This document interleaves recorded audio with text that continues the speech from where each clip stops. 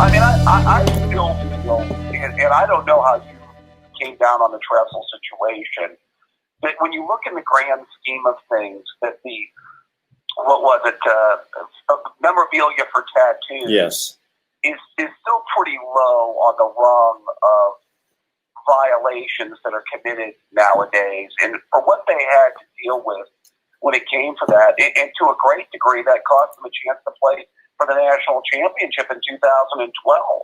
yes. So, I think that's I don't know. I still feel very bad about that whole situation, Mark.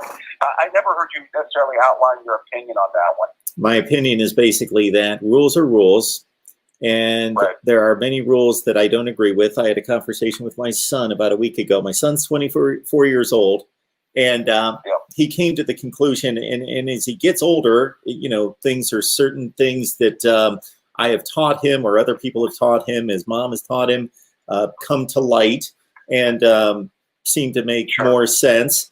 And he came to the conclusion, as he was telling me about a situation, that he said, "Dad, you taught me that there are," and I'm very much paraphrasing, I'm saying these in my words, very much that there is reason for structure, organization, rules, and authority. Most of it makes sense, but we shouldn't just blindly follow it.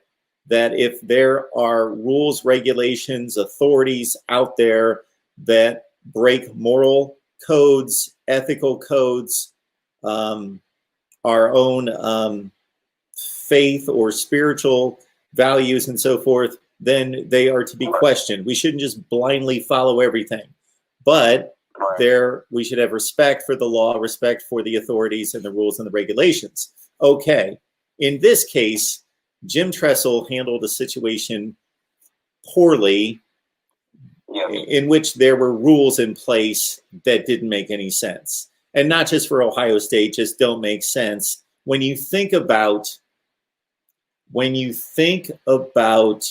players accomplishing at that level and receiving memorabilia, trinkets, all the things that they received, and then either do one of two things: either give them and place them in the possession of the athlete to say, "This is yours, you earned this, you won this," and it's then theirs to do whatever they want.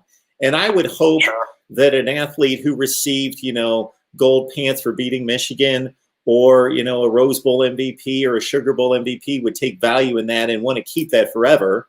But I'm not that individual. We all value things differently. So if they'd rather have a tattoo than have that, then it should be up to them.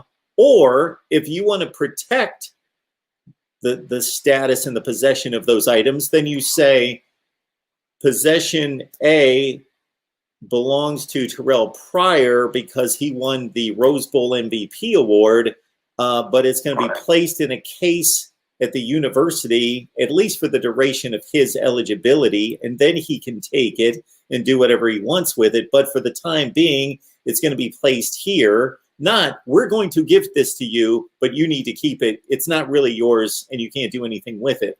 I just think it's a silly rule, and for the team to be that penalized and punished for that. And again, Jim Tressel, I really have to think, Dave, that he acted out of complete loyalty for those athletes, because I can't figure out another motive or incentive that he had.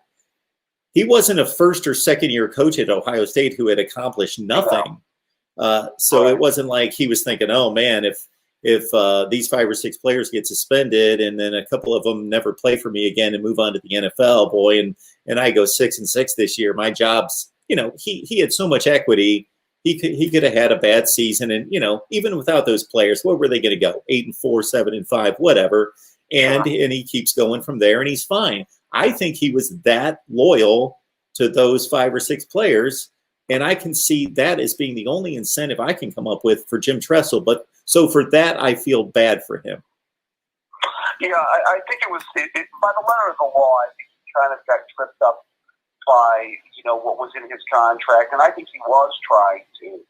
And I think he didn't handle the protocol the right way, and I just think to get tripped up on that is just, I don't know. It always left a bad taste, and you know, something like that.